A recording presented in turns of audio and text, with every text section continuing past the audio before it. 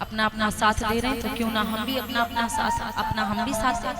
हनुमान जी भी बहुत बड़े बड़े पहाड़ लेकर के आने लगे। नल नील को वरदान प्राप्त था कि पर्वत में पत्थर ज्वाइंट हो जाता था, और जब पत्थर में पत्थर ज्वाइंट हो जाता था तो सेतु का बंधन हुआ, और जब सेतु का बंधन हो जाता है तो महाराज कहा जाता है बहुत सारे संत ऋषि महंत आए वहां पर, संतों का आगमन हुआ। श्री राम जी ने कहा कि प्रभु संतों का तो आगमन हो गया है, अब मैं क्या करूं, कैसे यहाँ पर किससे पूजा करवाऊं। मैं रामेश्वरम स्थापना करना चाहता हूं, भोलेनाथ की स्थापना। तो भोलेनाथ की स्थापना करना चाहता हूं। जब ये बात आई सामने तो संतों ने कहा कि रावण पंडित ज्ञानी बहुत है, पंडित रावण ज्ञानी को बुला लो और रावण ही आकर के पूजन करवाएगा। राम जी ने कहा कि जिसका हम दुश्मन हैं, क्या वो दुश्मन सचमुच पूजा करवाने आएगा?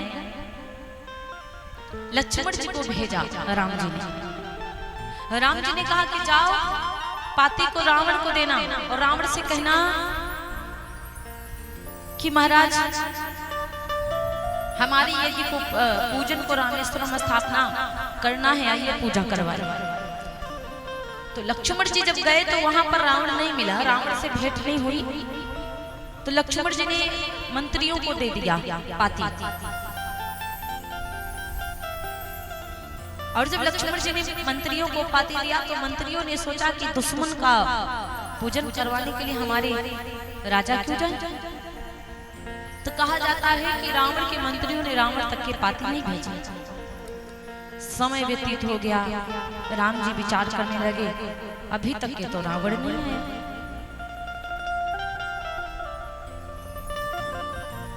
रावण ने जामवंत जी को राम जी ने जामवंत जी को बुलाया और जामवंत जी से कहे जामवंत जी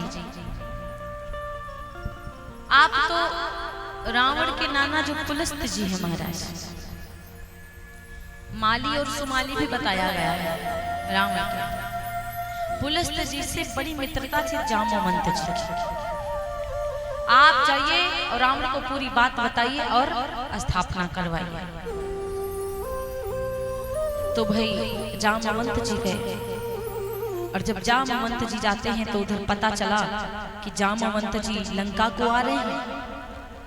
तो रावण जैसे सुना कि जामवंत जी आ रहे तो रावण बड़ा प्रसन्न हुआ, और जब रावण बड़ा अधिक प्रसन्न होता है तो कहा जाता है कि रावण जामवंत काका को बुलाया, पास बिठाया और कहा कि महाराज आपको पूजन करवाना है, भगवान राम जी ने आपको याद किया है, आप चलिए पूजा करवाइए रामेश्वरम स्थापना।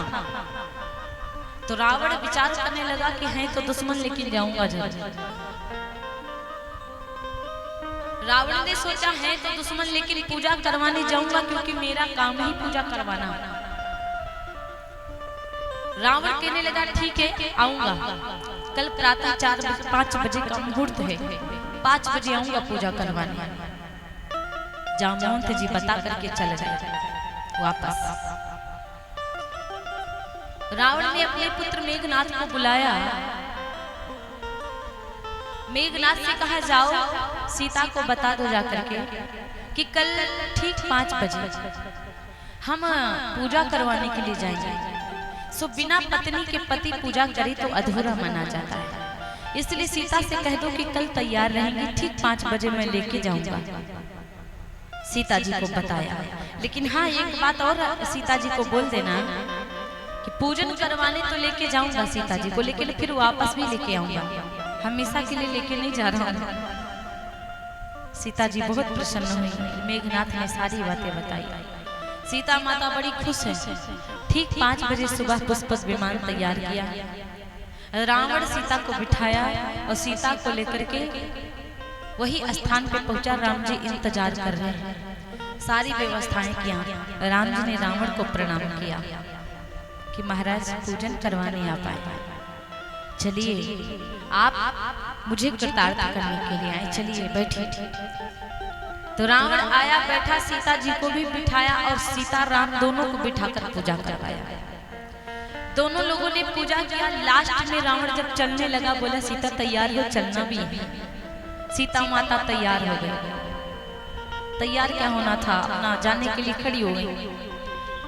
लास्ट में राम जी ने रावण से कहा कि महाराज आशीर्वाद दीजिए, मेरा कार्य पूर्ण हो जाए।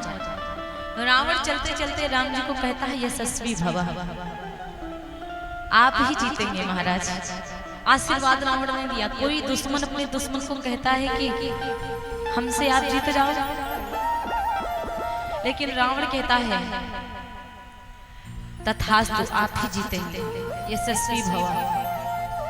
राम जी कहने लगे ठीक है महाराज। रावण पूजन करवा करके अपना लंका को चला गया। सीता माता फिर से जाकर अशोक वाटिका में विराजमान हुई। जब माता सीता अशोक वाटिका में विराजमान हुई, फिर कहा जाता है कि अब तो भगवान श्री राम जी ने अगले दिवस राम जी ने कहा कि जाओ अब युद्ध करो जाकर के। अपनी सारी सेना को भगवान श्री राम जी ने भेजा। जब सारी सेना को भेज दिया, सारी सेना खूब युद्ध करती है, खूब लड़ाई हुआ, खूब झगड़ा हुआ। और उससे पहले अंगद जी को भेजा। अंगद जी ने भी खूब समझाया, लेकिन रावण मानने वाला नहीं है। और जब अंगद जी को भेजा, रावण नहीं मानने वाला। भगवान की सेना लड़ने लगी। जब सेना को मरते हुए देखा, रावण ने मेघनाथ को भेजा। मेघनाथ जब देखा कि चाचा विभीषण जो लंकापति रावण के दुश्मन है महाराज, और जो लंकापति रावण के दुश्मन हो, वो परिवार के काहे ना हो, उसको हम मार देंगे। मेघनाथ ने मारना चाहा विभीषण को, लक्ष्मण जी ने बचाया। और जैसे लक्ष्मण जी ने मेघनाथ विभीषण को बचाया, क्योंकि विभीषण समझाया था, तो रावण ने लात मार करके विभीषण को धक्का मारकर भगा दिया। तो विभीषण भगवान की शरण में चला गया, भगवान का मित्र बन गया। और जब विभीषण भगवान का मित्र बन जाता है, तो कहा जाता है कि मेघनाथ लक्ष्मण जी का युद्ध हुआ। और जब मेघनाथ लक्ष्मण जी का युद्ध होता है, तो लक्ष्मण जी को शक्ति बाण मारा और लक्ष्मण जी धरती पर गिर पड़े। सारे मेघनाथ मिलकर, राक्षस सब मिलकर के आए, लक्ष्मण जी को उठाना प्रारंभ किया। हनुमान जी तब तक आए, और जैसे हनुमान जी को देखा, सबके सब भागे। भागो, ये वही बंदर है जिसने लंका को जला दिया। कूलर बंद करो जरा, कूलर बंद करिए भैया।